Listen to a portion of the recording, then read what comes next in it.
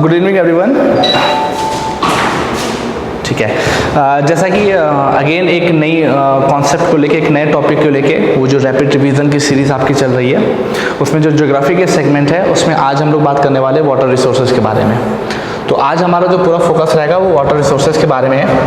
Water resources के बारे में हम पढ़ेंगे, उसी के साथ साथ हम इसके अंदर एक वाटर से जब बात हो रही तो कहीं ना कहीं एक इरिगेशन का कॉन्सेप्ट भी इसमें आएगा, बिकॉज अल्टीमेटली जो हमारा मेन फोकस होगा वो वाटर रिसोर्सेज के साथ इरिगेशन को भी कंप्लीट करना होगा। ठीक है, तो इन्हीं सब चीज़ों के बारे में आज हम देखेंगे, क्या फैक्ट्स एंड फिगर हैं, क्या सिनेरियो है, क्या क्या पॉसिबिलिटीज़ हैं, हमें वाटर को क्यों सेव करना चाहिए और इंडिया में क्या ज़रूरत है, इंडिया में क्या सिचुएशन है, सारे पैरामीटर्स को हम लोग एक एक करके देखेंगे। तो without delay let's go into the topic. और सबसे पहले हम चाहेंगे कि आप लोग एक ये इमेज एक देखें, ये इमेज देखेंगे आपको यहाँ से चीज़ें काफ़ी क्लियर हो जाएंगी। एज अ वाटर अगर आप देखें तो पूरे वर्ल्ड में, पूरे आपकी जो अर्थ है उस पर पाया जाने वाला जो वाटर है वो 100% अगर सपोज इट मान लीजिए है, अगर वो 100% है तो उसका 97 या 97.5, कुछ बुक्स में अलग अलग डेटा दिया हुआ है तो मैटर नहीं है, नियरली 97 to 95% जो वाटर है वो सॉल्ट वाटर है। सॉल्ट वाटर है, salt water in the sense कि वो आपके पीने लायक नहीं है, आप उसको पी नहीं सकते, बिकॉज वाटर का कंटेंट बहुत, सॉल्ट का कंटेंट उसमें बहुत है। एक पेरिफेरल की चीज़ जो मैं आप लोग को थोड़ा बता दूं, ये जो सॉल्ट कंटेंट होता है, सॉल्ट कंटेंट होता है, इसके अकॉर्डिंग बताया जाता है कि वाटर को हम 3 कैटेगरी में डिवाइड करते हैं सॉल्ट कंटेंट के आधार पर। नंबर 1 होता है आपका सॉल्टी वाटर, या जो ओशियनिक वाटर होता है, जो ओशियन में पाया जाता है, ओशियनिक वाटर होता है। ठीक, दूसरा होता है आपका फ्रेश वाटर, और तीसरा आपका होता है ब्रैकिश वाटर। कौन सा? Brackish water. सॉल्ट, किसी भी वाटर में सॉल्ट का कंटेंट कितना है उस आधार पर वाटर को 3 कैटेगरी में बताया। तो क्या मतलब, क्या कंटेंट बोला जाता है कि पर पार्टिकल पर मिलियन पर कितने सॉल्ट के कंटेंट हैं, कितने पार्टिकल पर मिलियन, मतलब पर मिलियन पार्टिकल पे, वाटर के पार्टिकल पे कितने पार्टिकल आपके सॉल्ट के हैं। तो अगर ये 35 हो, 35 या 35 से ज़्यादा हो तो इसको हम लोग सॉल्टी वाटर बोलते हैं। मतलब 35 या 35 से ज़्यादा ppm होता है, पार्ट्स पर मिलियन अगर होते हैं तो वो सॉल्टी वाटर कहलाता है। फ्रेश वाटर क्या कहलाता है? अगर 5 ppm हो तो उसको हम लोग फ्रेश वाटर बोल देते हैं। और जब ये क्राइटेरिया 5 से 35 के बीच में होता है, 5 से 35 ppm होता है तो उसको हम लोग ब्रैकिश वाटर बोलते हैं। ये जो ब्रैकिश वाटर होता है ये भी पीने लायक नहीं होता, लेकिन ये बायोडाइवर्सिटी के लिए बहुत अच्छा माना जाता है। जैसे आप लोग को पता होगा, जहाँ पर फ्रेश वाटर और ओशियनिक वाटर आपस में मिलते हैं, जैसे रिवर, और जब आके ओशन में मिलती है तो जो उनका कॉन्ग्लोमरेशन होता है तो वहाँ पर जो वाटर का कंटेंट मिलता है, जो कि रिवर में आपका फ्रेश वाटर है, ओशन में आपका सॉल्टी वाटर है, जब आपस में दोनों मिलते हैं तो वो जो क्राइटेरिया, जो रीजन बनता है उसको हम लोग ब्रैकिश वाटर जनरली बोलते हैं। जैसे महानदी का डेल्टा है, दामोदर डेल्टा है, तो वो सब चीज़ें इसकी कैटेगरी में आती हैं। तो जो सॉल्ट वाटर के कंटेंट के आधार पर 3 तरीके से बांटा जाता है। अब हम लोग अपनी पिक्चर करते हैं। इस फिगर के अकॉर्डिंग ये बताया अगर 100% वाटर अर्थ पे है तो उसमें 97% जो है वो सॉल्ट वाटर है और बाकी का ओनली 2.5% जो है वो फ्रेश वाटर है, मतलब जिसको हम लोग कंज्यूम कर सकते हैं। अब उसकी और कैटेगरी 2.5% जो वाटर है उसका 79% वाटर जो है वो ice and caps and glaciers में, इट मींस कि वो जमा हुआ है ग्लेशियर्स में, बर्फ में, जो आपने देखा नहीं है नॉर्थ आर्कटिक और अंटार्कटिक में, वहाँ पर ये सब चीज़ें जमी हुई हैं। और जो रिमेनिंग है 20% इस 2.5 का 79% आइस कैप एंड ग्लेशियर्स में और बाकी बचा हुआ 20% कहाँ है? ग्राउंड वाटर में पाया जाता है। ठीक है, अब कितना हो गया? 20 और 79, ये कितना हो गया? 99% हो गया। अब जो बाकी बचा हुआ 1% वाटर है, 1% वाटर आपका लेक्स में है, सॉइल में है, फिर और कंटेंट वाटर वेपर में है और लिविंग ऑर्गेनिज्म में है, वाटर इन रिवर्स में है। मीन टू से ये है कि सबसे पहले तो मोस्ट ऑफ द पानी हमारे कंजम्पशन के लिए अवेलेबल नहीं है, अवेलेबल है लेकिन हम उसको यूज नहीं कर सकते। बाकी बचा हुआ 2.5% जो वाटर है वो भी हमको डायरेक्टली अवेलेबल नहीं हो रहा है, उसका मेजर पोर्शन कहाँ पे है, आइस कैप एंड ग्लेशियर्स में। अब जो बाकी बचा हुआ वाटर है ग्राउंड वाटर, वो 20% है और 1% में आपका लेक्स में है, सॉइल में, इन सब जगहों पे वाटर पाया जाता है। तो आप इस फिगर को देख के आप पता कर सकते हैं कि जो मैन यूज के लिए, ह्यूमैनिटी के यूज के लिए जो वाटर अवेलेबल है वो बहुत कम है। इट मीन्स कि जो वाटर है उसको हमको कंज्यूम करना है, लेकिन उसको कंजर्व करते हुए कंज्यूम करना है, ताकि उसको सस्टेनेबल वे में हमको यूज करना है। कि अगर हम आज यूज कर रहे हैं, अपने लिए यूज कर रहे हैं, लेकिन आने वाली जो हमारी जनरेशन है उसको भी हम लोग अच्छे तरीके से पानी को पहुंचा सके, ताकि उनको ज़्यादा दिक्कत ना हो। बिकॉज आप लोगों को पता ही है कि एक सिचुएशन और भी बताई गई है कि कहीं ना कहीं जो आपका थर्ड वर्ल्ड वॉर होगा, थर्ड वर्ल्ड वॉर जो है वो वाटर के ऊपर ही होने वाला है। ये प्रोडिक्शन कई लोगों ने की है, कई लोगों ने की है, होप सो कि ना हो ऐसा, ठीक है। तो this is the situation, it means कि there is a need of conservation of water. अब वाटर को कंजर्व करना है, वाटर रिसोर्सेज को कंजर्व करना है, तो उसके कुछ बेसिक चीज़ों को हमको पता होना चाहिए कि जो वाटर हमारे लिए अवेलेबल है, ओशन के बारे में तो हम कुछ नहीं कर सकते, लेकिन जो अवेलेबल पानी है उसको हम लोग कैसे कुछ स्टडी, कुछ सिस्टमैटिक वे में स्टडी करें ताकि उसको हम लोग अच्छे तरीके से यूटिलाइज कर सकें। तो उसके बारे में कुछ हमको फैक्ट पता होने चाहिए और उसके बारे में कुछ डेटा पता होना चाहिए और भी दीगर चीज़ें, क्या क्या चीज़ें हम लोग को वाटर रिसोर्सेज के बारे में पता होनी चाहिए। अब उसके बारे में हम लोग थोड़ा सा डिस्कस कर लेते हैं। सी, जैसे कि ये लाइन आपके लिए इंपॉर्टेंट नहीं, इसको मत पढ़िएगा, यहाँ से पढ़िएगा। 97% जो मैंने आपको फिगर दिखाया ये उस लाइन के बारे में बात कर रहा है। नेक्स्ट आपका दिस, जो आपका सोर्सेस ऑफ वाटर है, कि ये जो वाटर है, ये जो सोर्स है, जो हम लोग को वाटर अवेलेबल हो रहा है वो कहाँ से अवेलेबल हो रहा है। तो इसके सोर्स की अगर हम बात करें तो दो तरह के सोर्स होते हैं। पहला होता है सरफेस वाटर और दूसरा होता है ग्राउंड वाटर। सरफेस वाटर का मतलब जो अर्थ की क्रस्ट के ऊपर पाया जाता हो।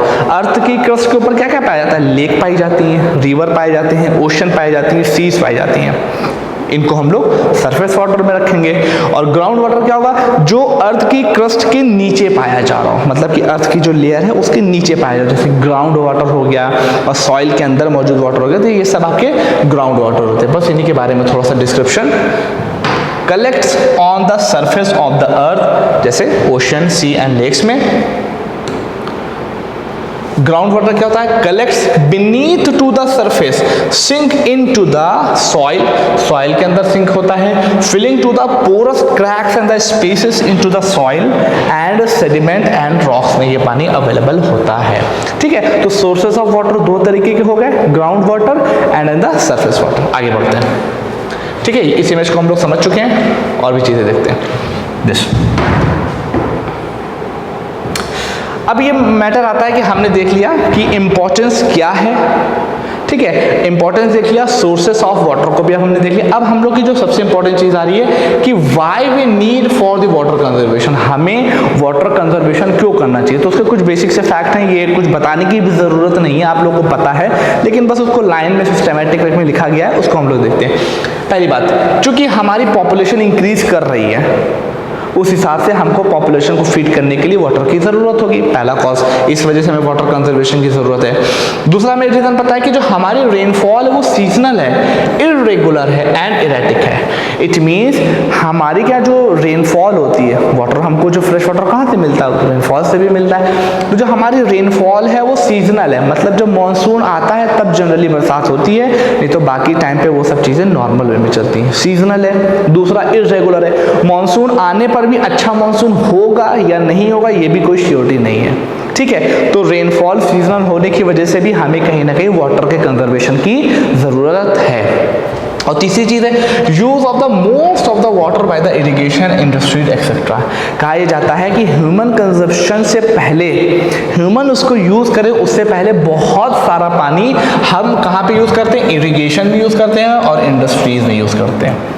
कैसे यूज करते हैं अब आप देखिए, जो आपके पास fresh water available fresh water है उसका मोस्ट ऑफ द नियरली 69% जो रेशियो है वो आपका एग्रीकल्चर में यूज होता है, देन 23% आपका इंडस्ट्री में यूज होता है, देन बाकी जो बचा हुआ 8% है वो हम लोग डोमेस्टिक यूज में करते हैं। ये एक डेटा है, आपसे पूछा जा सकता है कि ये बताइए कि इंडिया में जो फ्रेश वाटर का सबसे ज्यादा यूज कंजम्पशन है वो कहाँ पर है, डोमेस्टिक यूज है, एग्रीकल्चर में होता है, इंडस्ट्री में होता है या किसी और चीज में। तो सबसे ज्यादा कंजम्पशन कहाँ पे होता है, एग्रीकल्चर में होता है, इरिगेशन के रिस्पेक्ट में। ठीक है, तो ये बेसिक से फैक्ट है क्यों हमें इसको नीड करने की जरूरत है।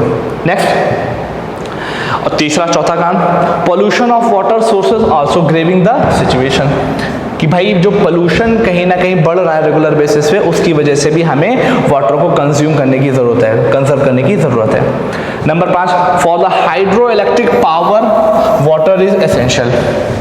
ये फैक्ट यहाँ पे क्यों आ गया कि हाइड्रो इलेक्ट्रिक पावर के लिए हमें वाटर की ज़रूरत है। देखिए आजकल आप लोग शायद आप लोग न्यूज़ में देख रहे होंगे कोल के बारे में बहुत बड़ी क्राइसिस चल रही है, और आपको पता होना चाहिए कि जो इंडिया में इलेक्ट्रिसिटी जनरेट होती है, इलेक्ट्रिसिटी वो 70% या 70% से ज़्यादा आपकी किससे जनरेट होती है, कोल से, कोल से जनरेट होती है। और आपको पता ही है कि कोल कहीं ना कभी खत्म होने वाली चीज़ है, कब तक वो रहेगी, जब तक है तब तक हम उसका यूज़ कर रहे हैं। अभी क्राइसिस आ गई, इधर हमको क्या करना चाहिए, तो हमको कहीं ना कहीं इलेक्ट्रिसिटी को प्रोड्यूस करने के लिए कोई दूसरे सोर्सेज के ऊपर भी जाना चाहिए। तो उन दूसरे सोर्सेज में क्या क्या चीज़ आती हैं, उसके अंदर आती है नंबर 1 पे hydro electric power. Hydro electric power इसका मतलब क्या होता है, वो इलेक्ट्रिक पावर जो हम लोग पानी के जरिए से बनाए हैं, मतलब डैम के अंदर पानी को स्टोर करना, फिर ऊंचाई से उसको फेंकना नीचे की तरफ, और उसकी वजह से नीचे आपके वो मोटर लगे हो तो वो चलते हैं, उससे इलेक्ट्रिसिटी प्रोड्यूस होती है। इट मीन्स हमें हाइड्रो इलेक्ट्रिक पावर को जनरेट करने के लिए भी वाटर की ज़रूरत है। ठीक है, तो वहां पर भी हमें, अब जब वाटर की जरूरत है तो जाहिर सी बात है जब वाटर अवेलेबल होगा तभी तो हम यूज कर पाएंगे। तो वाटर अवेलेबल कैसे होगा, उसको हम लोग को कंजर्व करना पड़ेगा। Okay, next, etcetera etcetera etcetera, ऐसे बहुत से कॉजेज हैं जिसके लिए हमें इसकी जरूरत है। ठीक है, अब नेक्स्ट आता है, ध्यान रखिएगा। अब ये तो हमने समझ लिया कि भाई वाटर की कंडीशन क्या है, क्या क्या उसके सोर्स हैं और हमें उसको क्यों कंजर्व करना चाहिए। ठीक है, अब हमें, चलो ये तो बात पता है, अब हम इस वाटर को कंजर्व करेंगे कैसे। इस वाटर को कंजर्व करने के लिए हमारे पास कुछ टेक्निक हैं। उन टेक्निक में सबसे पहले नंबर 1 पे आती है आपकी, नंबर 1 पे आती है रेन वाटर हार्वेस्टिंग। अभी मैं इसके बारे में आप लोगों को बताऊंगा रेन वाटर हार्वेस्टिंग क्या होता है। नंबर 2, वाटर शेड मैनेजमेंट हमको करना पड़ेगा, क्या होता है अभी मैं आगे एक्सप्लेन करूंगा इसको। तीसरा, वाटर सेविंग टेक्नोलॉजीज, कि वाटर को जो सेव करने वाली टेक्नोलॉजीज हों उनको हमको यूज करना चाहिए। चौथा, रिसाइकलिंग ऑफ वाटर, मतलब कि रिसाइकलिंग ऑफ वाटर होनी चाहिए। अभी मैं सब सारे पॉइंट को कुछ एग्जांपल लेकर आपको एक्सप्लेन कर दूंगा, don't worry about it. And prevention of water pollution, अगर हम वाटर के पोल्यूशन को प्रिवेंट कर देंगे तो भी कहीं ना कहीं हमारा जो वाटर होगा वो सेफ होगा। ठीक है, तो सबसे पहले उसमें क्या था कि उसको यूज करने की टेक्निक क्या होती है, rain water harvesting. Rain water harvesting कोई नया वर्ड नहीं है। Rain water harvesting ancient time से चला आ रहा है और अभी भी एग्जिस्ट करता है। जैसे एक छोटा सा एग्जांपल बताऊं, आप लोग शायद ज़रूर बड़े इमामबाड़े गए होंगे, अगर लखनऊ से सब लोग बिलोंग करते हैं तो बड़े इमामबाड़े गए होंगे। तो बड़े इमामबाड़े में 2-3 स्ट्रक्चर हैं। एक तो बहुत बड़ा सा एक इमामबाड़ा बना हुआ है, बहुत बड़ा सा एक स्ट्रक्चर, मेन स्ट्रक्चर है। ठीक है, वो एक मेन स्ट्रक्चर है, साथ ही एक मस्जिद भी बनी हुई जिसको हम लोग आसिफी मस्जिद बोलते हैं। और तीसरा इंपॉर्टेंट उसमें एक स्ट्रक्चर और है जिसको हम लोग बोलते हैं बावली का कुआं। क्या बोलते हैं, बावली, बावली नाम दिया जाता है। ये बावली क्या है, ये बावली एक तरीके का रेन हार्वेस्टिंग टेक्निक है। क्या है अभी हम आप लोगों को एक्सप्लेन करते हैं, बस इसको थोड़ा ध्यान में रखिएगा। रेन वाटर हार्वेस्टिंग क्या होता है, इसमें क्या बोला जाता है कि जो रेन का वाटर है अगर इसको हम लोग फ्यूचर में यूज करने के लिए सेव कर लें किसी तरीके से, रेन वाटर को अगर हम फ्यूचर में यूज करने के लिए कुछ टेक्निक का यूज करते हैं तो वो हमारी रेन वाटर हार्वेस्टिंग टेक्निक कही जाती है। वो किसी भी तरीके से हो सकती है। सपोज दैट आपके छत जैसे पानी बरस रहा है, आपने एक मैकेनिज्म ऐसे बनाया हुआ है कि छत पे जो पानी आया उसको एक पाइप के जरिए से आपने ग्राउंड वाटर में पहुंचा दिया, तो आपका ग्राउंड वाटर रिचार्ज हो गया। इसी तरीके से और भी कई आपने वो जो छत पे पानी गिरा, छत पे पानी गिरने पाइप उसका निकाला, एक टंकी में बहुत बड़ी सी टंकी बनवाई थी, उसके अंदर स्टोर कर दिया ताकि हम उसको फ्यूचर में यूज कर सकें। ये भी रेन वाटर हार्वेस्टिंग है। जैसे बावली है, बावली क्या है, बावली को समझने के लिए बहुत अच्छा सा एग्जाम्पल है। आप लोगों ने शायद सुल्तान मूवी देखी होगी, और सुल्तान मूवी में जब सलमान खान की ट्रेनिंग चल रही होती है तो सलमान खान आपको याद होगा जीने के ऊपर चढ़ता है, वहाँ पर उनके जो कोच बैठे होते हैं वो जीने पर चढ़ता है और अपने शोल्डर्स के ऊपर ऐसे लादे हुए होता है, और ईंट, बहुत सारी ईंट इस तरफ होती है और बहुत सारी ईंट इस तरफ होती है, जो लाद के वो जीने के ऊपर चढ़ रहा होता है ना। तो जहाँ पर वो ये शूटिंग की गई है वो भी एक तरह की बावली है। आपने देखा नीचे पानी भी अवेलेबल होता है, तो उसमें स्टेप वाइज बनाया जाता है। जैसे ये एक पर्टिकुलर स्टेप है, ये कुआं है, यहाँ पर अब स्टेप बन के ऐसे बना होता है चारों तरफ से, तो सलमान खान यहीं पे चल रहे होते हैं, ठीक है। तो ये क्या है, ये जो यहाँ पे पानी स्टोर होता है, और जितना पानी बरसता जाएगा तो पानी का लेवल कभी यहाँ आ जाएगा, कभी इतना आ जाएगा, कभी इतना आ जाएगा, इतना आ जाएगा, जितना पानी बरसता जाएगा उतना ही भरता चला जाएगा, तो उतना कहीं ना कहीं हम लोग यूज़ कर सकते हैं। तो rain water harvesting is nothing, rain को वाटर को अच्छे तरीके से हमको कलेक्ट करना ताकि हम उसको फ्यूचर में यूज़ कर सकें, वो रेन वाटर हार्वेस्टिंग कहलाता है। बस वही सारी बातें इसके अंदर लिखी होंगी, आप लोग को दिखा देता हूँ। देखिए, it is the technique of recharging of the ground water bye capturing and storing rain water, बता चुका हूँ। इट इंक्लूड्स द एक्टिविटीज है, क्या क्या करता है कि harvesting surface and the ground water and prevention of losses through the evaporation and seepage and other activities aim to conservation. मतलब ये सब बातें जो हमने आपको बोली, अब एक एग्जाम्पल इसको देख सकते हैं। वाटर यहाँ से बरस रहा है, हमने उसको क्या यूज़ किया, एक टैंक में भर दिया, और टैंक को फ्यूचर में हम लोग यूज़ कर ले रहे हैं, ठीक है। ये एक टेक्निक हो सकती है। दूसरी टेक्निक क्या हो रही है कि हमने वाटर गिरा, वाटर को ग्राउंड वाटर में पहुँचा दिया, और जब हमको फिर जरूरत है तो हमने इसके जरिए से ऊपर कर सीख लिया। तो रेन वाटर हार्वेस्टिंग ये प्रोसेस में होता है। आई होप ये चीज़ें हो चुकी होंगी। अब क्या होता है कि ये जो रेन वाटर हार्वेस्टिंग टेक्निक है, ये आज की, जैसे मैंने बताया, आज की नहीं है, इंडिया में बहुत पहले से यूज़ की जा रही है, और इंडिया में अलग अलग रीजन में अलग अलग नामों से भी यूज़ की जाती है। तो वो कौन कौन से इलाकों में किस किस नामों से की जाती है उसको देख लेते हैं। नंबर 1, बावलीज।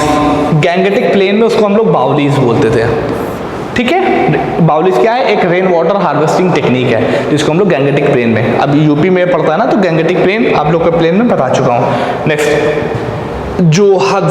सेंट्रल इंडिया और राजस्थान में इसको जोहद बोला जाता है। सुरंगम वेस्टर्न घाट में बोला जाता है। इसी के लिए कोराम्बू ईस्टर्न घाट में बोला जाता है, और भंडारास डेक्कन प्लेटो में इसको भंडारास बोला जाता है, और कुछ और नाम भी हैं। दिस जिंग लद्दाख में एंड खुल वेस्टर्न घाट में बोला जाता है। जिंग यहाँ पे बोला था, और वेस्टर्न घाट में इसको खुल बोला जाता है, ठीक है। तो ये प्रोसेस है। अब ये है कुछ इसके इंपॉर्टेंट नाम जो आपके उसमें यूज होते हैं। अब नेक्स्ट इसके बाद हम लोगों ने टेक्निक पढ़ी थी, वो थी वाटरशेड मैनेजमेंट की। अभी हम लोग रेन वाटर हार्वेस्टिंग देख रहे हैं। नाउ अब हम लोग देखेंगे वाटरशेड मैनेजमेंट क्या होता है। वाटरशेड मैनेजमेंट, जैसा कि मैंने बताया, एक टेक्निक ही rain water harvesting. Rain water harvesting थी। रेन वाटर हार्वेस्टिंग में सिर्फ और सिर्फ हम लोग ग्राउंड वाटर को रिचार्ज करने के बारे में बात कर रहे थे, बट जब भी कभी वाटरशेड मैनेजमेंट की बात आएगी तो वाटरशेड मैनेजमेंट में हम लोग ग्राउंड वाटर के साथ साथ सरफेस वाटर के बारे में भी उसको कंजर्व करने के बारे में हम लोग बात करते हैं। ग्राउंड वाटर प्लस, जब ग्राउंड वाटर और प्लस सरफेस वाटर दोनों को कंजर्व करने की बात की जाती है तो वो हमारा वाटरशेड मैनेजमेंट होता है। इसमें बहुत सी चीज़ होती है कि हम इसको किस तरीके से कर सकते हैं। इसको समझने के लिए एक छोटा सा एक फिगर मैं आप लोगों को दिखाऊंगा, उससे चीज़ें क्लियर हो जाएंगी। ये इस छोटे से फिगर को समझने में भी आपको हो सकता है कोई इशू हो, लेकिन इसको समझने के लिए पहले आपको एक छोटी सी चीज़ और मैं शायद बताऊँ, शायद आप लोग को पता हो, वाटर साइकिल। एक चीज़ होती है वाटर साइकिल। वाटर साइकिल का मतलब क्या होता है, जैसे सपोज एक कोई पॉन्ड है या लेक है या रिवर है, दिन में सूरज चमका, सूरज के चमकने की वजह से जो पॉन्ड का वाटर है वो गर्म हुआ। अब गर्म होने के बाद वो इवेपोरेट होने लगा, और इवेपोरेट होकर वो ऊपर चढ़ा।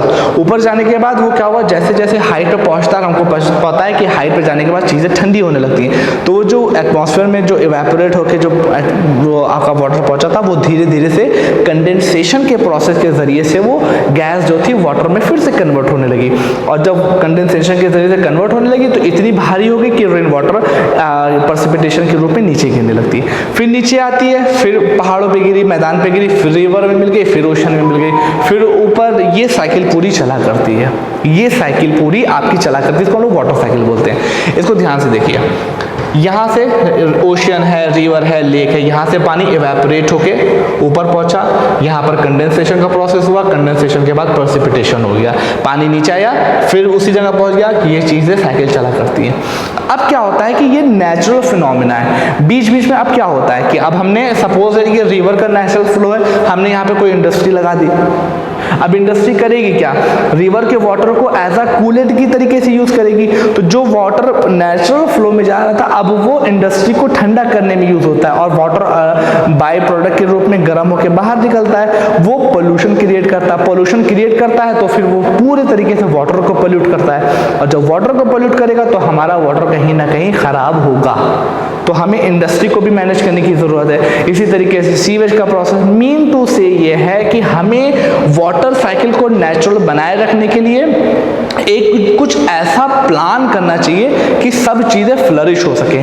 तो इस वाटर शेड मैनेजमेंट के ज़रिए से वो काम किया जा सकता है। उसमें क्या क्या करना पड़ता है, हमें एनवायरमेंटल लॉज भी बनाने पड़ेंगे, हमें कुछ इंफ्रास्ट्रक्चर भी उसके लिए मेंटेन करना पड़ेगा, हमें बहुत सारी चीज़ें होंगी जो इसके अंदर इंक्लूड करनी पड़ेगी, लोगों को सिखाना, अवेयरनेस पैदा करना। तो वाटर शेड मैनेजमेंट से क्या होता है कि ओवरऑल कॉम्प्रिहेंसिव वे में वाटर का कंजर्वेशन किया जाता है, और इसके ज़रिए से ग्राउंड वाटर साथ ही साथ सरफेस वाटर दोनों को कंजर्व करने की कोशिश की जाती है, ताकि इसका जो वाटर साइकिल का नेचुरल फिनोमेना है वो मेंटेन रहे।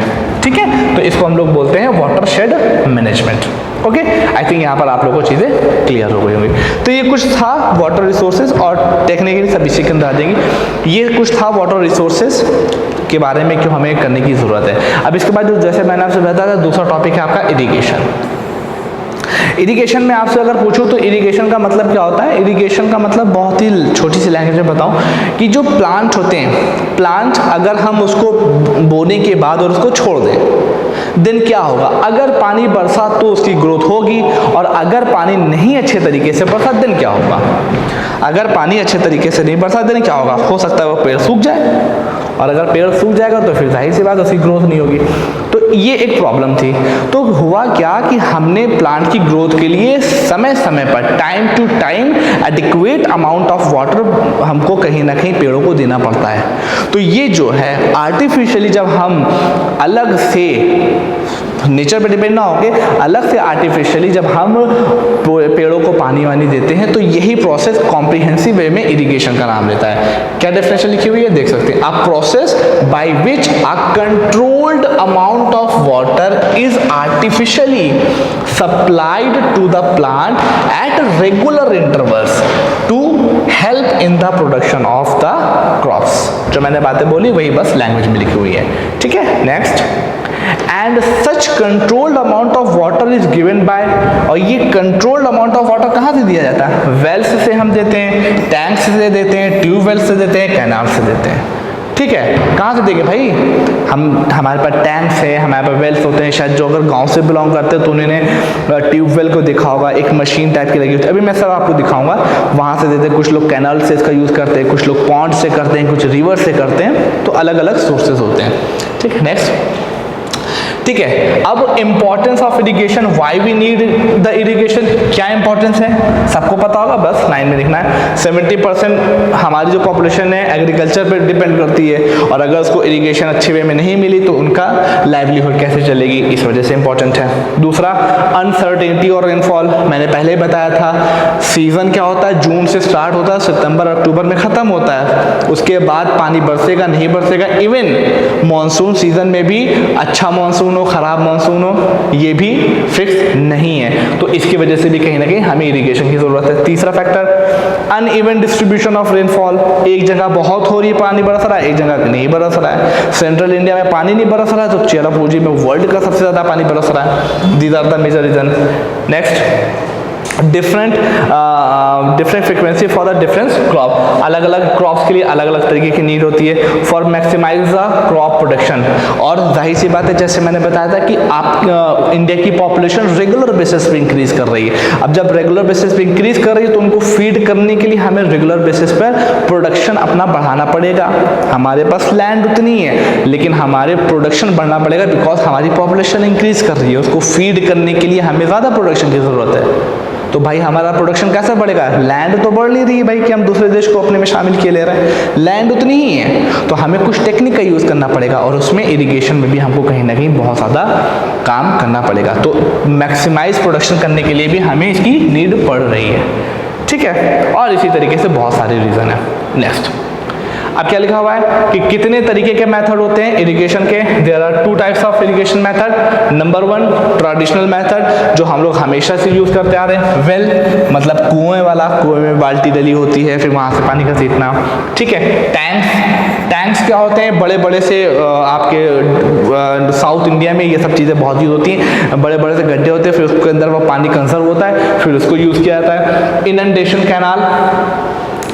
कैनाल भी कहीं ना कहीं आपका ट्रेडिशनल मेथड में आता है। नेक्स्ट, मॉडर्न मेथड क्या है? हमने टेक्निक डेवलप की, ट्यूबवेल, हम इसकी बोरिंग काफ़ी देर तक करते हैं। Perennial canal, drip irrigation, sprinkle irrigation, furrow irrigation, spray irrigation, ये कुछ मॉडर्न मेथड है। अभी एक एक करके सबके बारे में हम लोग देखेंगे, ठीक है। इसके बारे में टेंशन नहीं, अभी हम लोग देखेंगे, ठीक। सबसे पहले आता है well irrigation. Well irrigation, what is well irrigation? सबसे पहला और सबसे मोस्ट इंपॉर्टेंट, वेल इरिगेशन मतलब कुएं के जरिए से खेती करना, कुएं के जरिए से आप एग्रीकल्चर को आर्टिफिशियली पानी पहुंचाना। अब वेल जो होंगे, जो कुएं होते हैं, वो जनरली कहाँ पे होंगे? क्या आप साउथ इंडिया में कुओं को खोद पाएंगे? नो। क्यों? क्योंकि वहाँ की जो रॉक है वो बहुत हार्ड है। ये सब चीज़ें कहाँ पे अवेलेबल हो पाएंगी? जहाँ की रॉक या सॉइल जो है वो सॉफ्ट हो। तो सॉफ्ट सॉइल वाले रीजन में ही इसको हम लोग कहीं ना कहीं डिग कर सकते हैं और फिर वहाँ से पानी निकाल के हम लोग इरिगेशन कर सकते हैं। ये ट्रेडिशनल मेथड है, हमेशा से यूज़ किया जाता था और आज भी यूज़ किया जा रहा है। और इसकी सबसे इंपॉर्टेंट एडवांटेज क्या है? सबसे पहली बात, ये लेस एक्सपेंसिव होते हैं। दूसरी इंपॉर्टेंट क्या बात है? Can be dug anywhere where soil is soft, बता चुका हूँ आपको। Next, tubewell can increase well water quantity. कह रहे हैं कि ट्यूबवेल जो होता है वो वेल से निकलने वाले वाटर की क्वांटिटी को इंक्रीज कर देगा। कैसे कर देगा? वेल से पानी क्या था, अभी आप क्या करते थे, उसको अलग अलग तरीके से अंदर से पानी घसीटते थे। कभी बाल्टी लगा के घसीट रहे हैं, कभी उसके अंदर कुछ ऐसा मैकेनिज्म करते हैं, चारों तरफ उसके बैल घूम रही होती है, जानवर उसके आपके डोमेस्टिक एनिमल घूमते हैं, फिर वो पानी रेगुलर बेसिस पे बाहर आया करता है। लेकिन जब अगर ट्यूबवेल लगा देंगे तो ट्यूबवेल एक, क्योंकि आपकी मशीन इंस्ट्रूमेंट है, तो वो प्रेशर के जरिए से अंदर से बहुत सारा पानी रेगुलर बेसिस पर ज़्यादा क्वांटिटी में घसीट सकती है। तो ट्यूबवेल से उसकी क्वांटिटी भी इंक्रीज हो सकती है। नेक्स्ट, इसके डिसएडवांटेज क्या है? क्योंकि इसको हम लोग हिली रीजन में नहीं कर सकते, डिग नहीं कर सकते, हिली रीजन में इसको नहीं लगा सकते। Uneven ground water cause problem. अब इससे क्या होता है कि uneven ground water causes problem. दूसरी चीज़ ये इसके अंदर प्रॉब्लम हो रही है कि ग्राउंड वाटर जो है वो हर जगह पे सेम नहीं है। Ground water is not same at every situation. तो अगर हर जगह पे ग्राउंड वाटर सेम नहीं है तो हर जगह पर हम लोग वेल को डिग करके वहां से वाटर को एक्सप्लोरेट नहीं कर सकते, ठीक है। ये भी एक इसकी डिसएडवांटेज में आता है। Next, expensive with use of tubewell. अब अगर हमने वेल को खोदा हुआ है बट अगर उसमें हम लोग ट्यूबवेल लगाएंगे तो ट्यूबवेल की कॉस्ट थोड़ी महंगी आती है। ट्यूबवेल की कॉस्ट थोड़ी महंगी आती है, इस वजह से ये इसकी एक डिसएडवांटेज में भी आ सकता है। इस इमेज को आप लोग देख सकते हैं, जस्ट लुक एट दिस। ये जो इमेज बन रही है ये आपका क्या है? वेल है, ठीक है। वेल है, ये किस इलाके में खुदा हुआ है? ये जो सॉइल है ना, ये वाली जो सॉइल है ना, ये बहुत सॉफ्ट है, इस वजह से यहाँ पे हमने खोद दिया। ये जो इंस्ट्रूमेंट है इसको हम लोग बोलते हैं ट्यूबवेल। ट्यूबवेल में होता क्या है? हमने एक पाइप यहाँ लगाया और ये कुछ ऐसा प्रेशर क्रिएट करता है कि अंदर के पानी को घसीट के लाता है और ये बाहर की तरफ फेंक देता है। ये हमने नाली बना दी है, बाहर पानी फेंक के इसके जरिए से इरिगेशन चलता है। ये इसकी कुछ एडवांटेज है वो मैं बता चुका हूँ, कुछ डिसएडवांटेज है उसको भी मैं आपको एक्सप्लेन कर चुका हूँ, ठीक है। आगे बढ़ते हैं। नेक्स्ट क्या आता है? Canal irrigation. कैनाल इरिगेशन कहाँ पे प्रोमिनेंटली पाई जाती है? उत्तर प्रदेश में होती है, पंजाब में होती है, हरियाणा में होती है, ठीक। नेक्स्ट, इसकी एडवांटेज क्या है? कांस्टेंट सप्लाई ऑफ वाटर होती है। दूसरा, Sandy area can also be irrigated. जैसा कि आपको याद होगा कि जो आपका राजस्थान वाला इलाका है वहाँ पर एक कैनाल पाई जाती है, इंदिरा गांधी कैनाल के नाम से मशहूर है। तो सैंडी एरिया है लेकिन कैनाल की वजह से वहाँ पर भी इरिगेशन पॉसिबल हो पा रही है। ये कैनाल इरिगेशन की एक मेन एडवांटेज है। ठीक है, क्या है, sediment bring back canal make area to fertile. और साथ ही साथ होता क्या है कि जो कैनाल्स होती हैं वो अपने साथ बहुत सारा सेडिमेंट लेके आती हैं और सेडिमेंट ला के वो प्लेन में डिपॉजिट करती चली जाती हैं। जब डिपॉजिट होती हैं तो नया वाला एलुवियम इकट्ठा होता है जिसको हम लोग क्या बोलते हैं, खादर। खादर इकट्ठा होता है तो कहीं ना कहीं लैंड बहुत फर्टाइल हो जाती है। इसकी डिसएडवांटेज क्या है, effective in plain areas. It means कि ये सदर्न साउथ इंडिया में ज़्यादा अच्छे तरीके से काम नहीं कर सकती, बिकॉज कैनाल हम लोग वहाँ पर वेल तो खोद नहीं पा रहे थे, तो कैनाल तो बहुत दूर की बात है, क्योंकि just because of hard rock system. ठीक है, दूसरी क्या प्रॉब्लम है इसकी, excessive water creates alkaline problem. क्या होता है कि जो राजस्थान के कुछ रीजन में वहाँ पे अल्कलिनिटी की प्रॉब्लम आ गई है, वहाँ पे सॉल्ट की कंटेंट की प्रॉब्लम आ गई। कैसे आ गई है, क्योंकि वहाँ एक्सेसिव मात्रा में वहाँ पे बहुत ज़्यादा सॉल्ट होता है, तो जब वहाँ पर वाटर लॉगिंग की प्रॉब्लम होती है, पानी नीचे की तरफ जा रहा होता है, अपने साथ साथ न्यूट्रिएंट को भी ले आता है, जिसको हम लोग लीचिंग प्रोसेस बोलते हैं। और लीचिंग होने के बाद वहाँ पर बहुत सारा सॉल्ट ऊपर की तरफ जम जाता है, इसी वजह से वहाँ पर अलग अलग तरीके की प्रॉब्लम क्रिएट होती है। उसी में से अल्कलाइन एक मेजर रीज़न है। क्यों, क्योंकि वाटर बहुत एक्सेसिव मात्रा में अवेलेबल हो जाता है। तीसरा रीजन क्या है, वाटर लॉगिंग प्रॉब्लम, जिससे अल्कलिनिटी की प्रॉब्लम हो जाती है। अब जो आपकी कैनाल होती है वो दो तरीके की होती है, इनंडेशन कैनाल और नंबर होती है पेरिनियल कैनाल। इनंडेशन कैनाल वो कैनाल होते हैं कि जिसमें सीजन भर, मतलब कि साल भर पानी नहीं बहता, साल भर आपको पानी अवेलेबल नहीं रहेगा, कभी कभी उसमें पानी की कमी होती है। पेरिनियल कैनाल कौन सी होती है, जिसमें अवेलेबिलिटी ऑफ वाटर हमेशा बनी रहती है।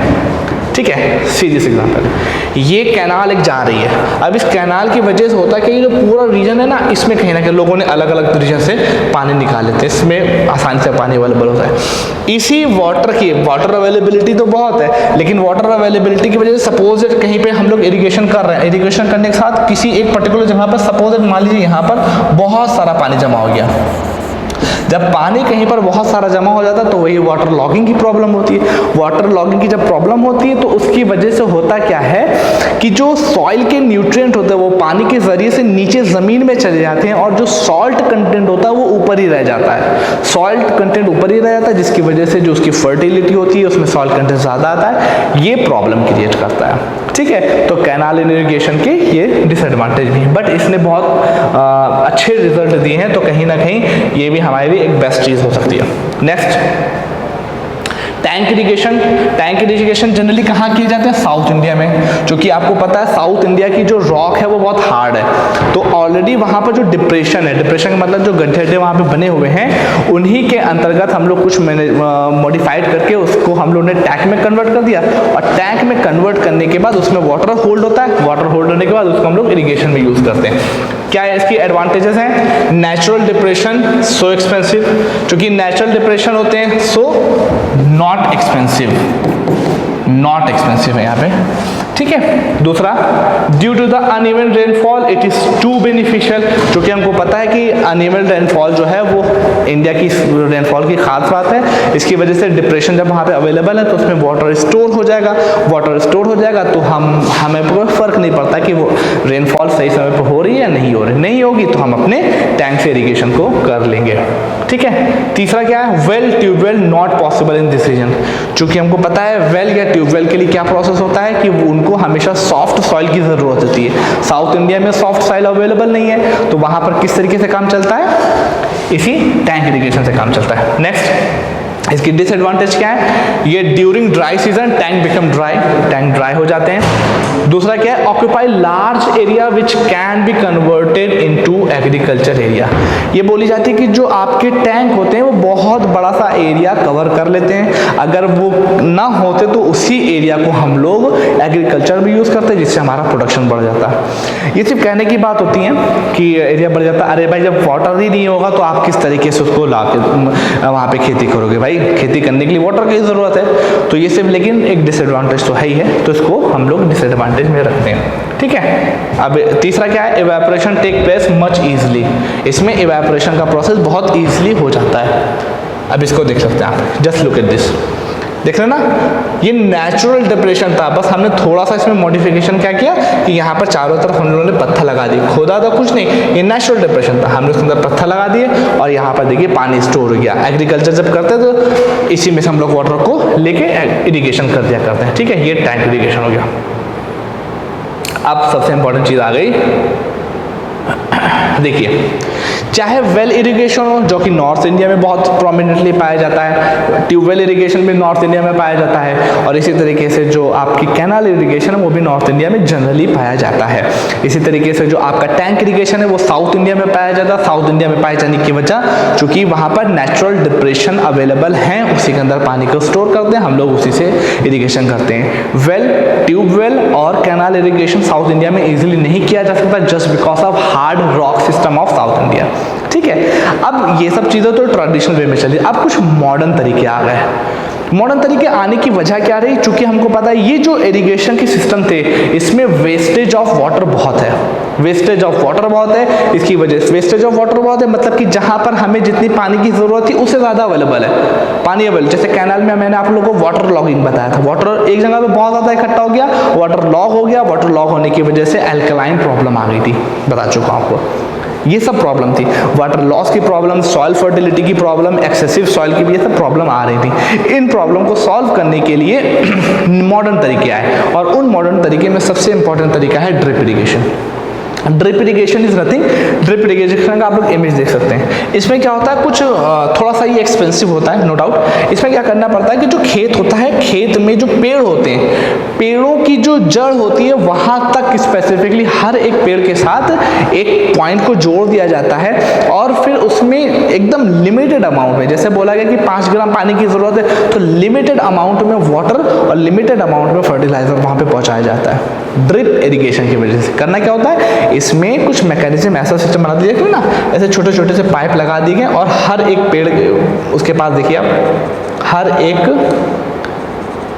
पेड़ की जड़ में एक पाइप छोटा सा गया हुआ है, और इसके जरिए से एकदम एडिक्वेट और जितना नीड होगी उतना ही वाटर वहाँ पे पहुँचाया जाता है, जिससे वाटर रिसोर्सेज आपका सेव होता है। दूसरी चीज़, इसमें एक्सेसिव फर्टिलाइजर का यूज़ नहीं करना पड़ता है, जितना अमाउंट हमें चाहिए होता है उतने हम वहाँ पे भेजते हैं, तो ये ड्रिप इरिगेशन होता है। ठीक है, ड्रिप इरिगेशन देख सकते हैं क्या, it supplies the water to the root of the plant. कहाँ पे, root of the plant directly and slowly through pipes and walls etcetera. ठीक है, डायरेक्टली पड़ा था। इससे क्या होता है, वाटर और फर्टिलाइजर को हम लोग सेव करते हैं, वाटर और फर्टिलाइजर को सेव करते हैं, and reduces the rate of evaporation. Reduces the rate of evaporation मतलब जब पानी ही वहां पर ज्यादा अवेलेबल नहीं होगा तो पानी का इवेपोरेशन ही नहीं होगा। जितना प्लांट को वाटर चाहिए था उतना हमने ड्रिप के जरिए से पहुंचा दिया, फीड करा दिया। अब वहां पे जब वाटर है नहीं तो इवेपोरेशन क्या होगा, जब इवेपोरेशन नहीं होगा तो वाटर का हम लोग कंजर्व कर रहे हैं। तो ये थी हमारी ड्रिप इरिगेशन। आपकी दूसरे नंबर पर आती है स्प्रिंकल इरिगेशन। इसी का एक फिगर हमने आगे भी दिया हुआ है, स्प्रिंकल इरिगेशन, और कभी कभी इसको ही स्प्रे इरिगेशन भी बोलते हैं। स्प्रिंकल और स्प्रे इरिगेशन ये क्या है, इसमें क्या होता है कि ये जो आपने देखा होगा ये खेत है पूरा, इस खेत में इसी तरीके से पाइप लगे हुए होते हैं, और पाइप में जो सबसे ऊपर वाली जो यहाँ पे रीजन है, ये जो रीजन है, ये जो रीजन है, यहाँ पर एक हाई प्रेशर दिया जाता है। कुछ मैकेनिज्म ऐसा बनाया जाता है कि इनके जो निडल होती है यहाँ पर एक हाई प्रेशर के लिए एक वॉल्व होता है, वो ऐसे बुन नाचा करता है, और उसमें से जब नीड होती है तो सप्लाई ऑफ वाटर, इनकी जो मेन सप्लाई ऑफ वाटर है वो कहीं और से जब नीड होती है तो इसको स्टार्ट करते हैं, और ये ऐसे घुमा करती है और उसमें से वाटर निकला करता है। वाटर निकल के देख रहे ना चारों तरफ फैल जाता है, जहां जहां तक इसका जितना अच्छा प्रेशर होता है उतने अच्छे तरीके से वाटर उतनी दूर पे लगा पहुंच जाता है। अब इससे क्या बेनिफिट है, सेम बेनिफिट वही है ड्रिप वाले जो इसमें जरूरत है। अब इसमें और ड्रिप में फर्क क्या है, ड्रिप में एक एक पेड़ के पास हमको ड्रिप पहुंचानी पड़ती है, यहाँ पर क्या है हमने बीच में, उसमें आपने देखा होगा बड़ा एक्सपेंसिव लग रहा होगा, एक एक पेड़ को ध्यान दे रहे थे, हमने पेड़ को नहीं ध्यान दिया, हमने क्या किया कि वाटर को यहाँ से फेंका और चारों तरफ ये देखिए इतने रीजन में इसने पहुंचा दिया पानी,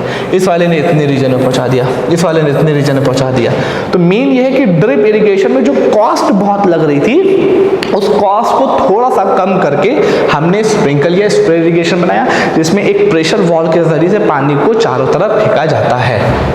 देखिए क्या फैक्ट है, it supplies the water to the plant uniformly through a nozzle fitted in a pipe. Nozzle कहाँ फिट है, पाइप में नोजल फिट होती है, उसके जरिए से हम लोग पहुंचा देते हैं। Again it again reduces the water wastage and fertiliser as compare to well, tank and canal irrigation.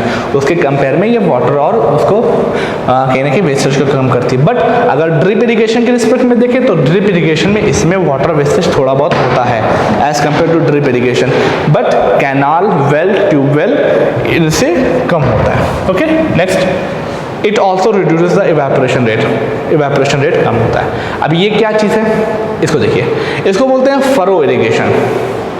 Furrow irrigation में क्या होता है कि छोटी छोटी सी मेलियाँ और छोटे छोटे से ऐसे बंधे बना दिए जाते हैं। देख रहे ना, ये देखिए, इसमें वाटर चल रहा है, इसमें वाटर चल रहा है, इसमें वाटर चल रहा है। मतलब कि फरो इरिगेशन, अब जैसे क्या होता कि अगर इस खेत में फरो ना होते तो वाटर पूरा एक साथ पूरे खेत में भरा हुआ होता। अब जब वाटर एक साथ पूरे खेत में भरा होता तो अगर हम बहुत ज़्यादा पानी बरस गया तो वाटर लॉक्ड हो जाता वहाँ पे, और जो मैंने बताया था वाटर लॉक्ड हो जाता है तो वहाँ पर एल्कलिनिटी की प्रॉब्लम क्रिएट हो जाती है।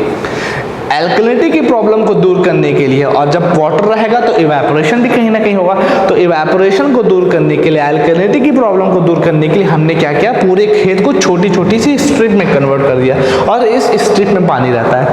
हमें जब पानी को ज़्यादा करना होता है तो हम इस स्ट्रिप को इस तरीके से, यहाँ पे देख रहे हैं इसने रोका हुआ है, यहाँ पे हमने इसको रोक दिया, पानी वहाँ पे स्टोर हो गया।